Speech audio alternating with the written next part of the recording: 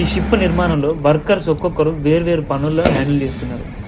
కొందరు metal షీట్స్ని cut చేసి వాటిని కొలతలు తీస్తుంటే మరికొందరు వెల్డింగ్ చేస్తున్నారు.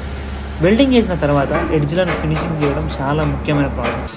ఈ ఫినిషింగ్ పూర్తయ్యాక ఈ స్ట్రక్చర్ చాలా బాగుంటుంది. ఇక్కడ జరిగే ప్రతి పని సూపర్వైజర్లు, ఇంజనీర్ల ఇన్స్ట్రక్షన్స్ మేరకే జరుగుతుంది.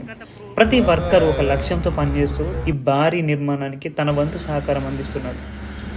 డెక్ పైన వీళ్ళందరూ ఫినిషింగ్, మెటల్ వెల్డింగ్, పెయింటింగ్ జరుగుతుంటే కింద మాత్రం వీళ్ళందరూ పెయింటింగ్ వేస్తున్నారు కొంతమంది. ఈ పెయింటింగ్ ప్రాసెస్ కూడా కన్స్ట్రక్షన్లో ఒక కీలకమైన దశ. ఇక్కడ కింద వీళ్ళు పెయింటింగ్ వేయడం కోసం అని చెప్పేసి పెయింట్ డబ్బాలన్నింటినీ ఒక ట్యాంక్లో అంటే ఒక రిజర్వాయర్లకు క్రియేట్ చేసి అందులో పోసి పెడుతున్నారు. ఇలా పోసాక ఇక్కడున్న సిలిండర్ల సహాయంతో ఒక హై ప్రెషర్ని క్రియేట్ చేసి ఇక్కడ నుంచి స్ప్రే గన్ వరకు పెయింట్ని సప్లై చేస్తున్నారు. అప్పుడు అక్కడ వాళ్ళు ఈజీగా పెయింటర్స్ పెయింట్ వేసేస్తున్నారు స్ప్రే గన్ తోటి. ఫస్ట్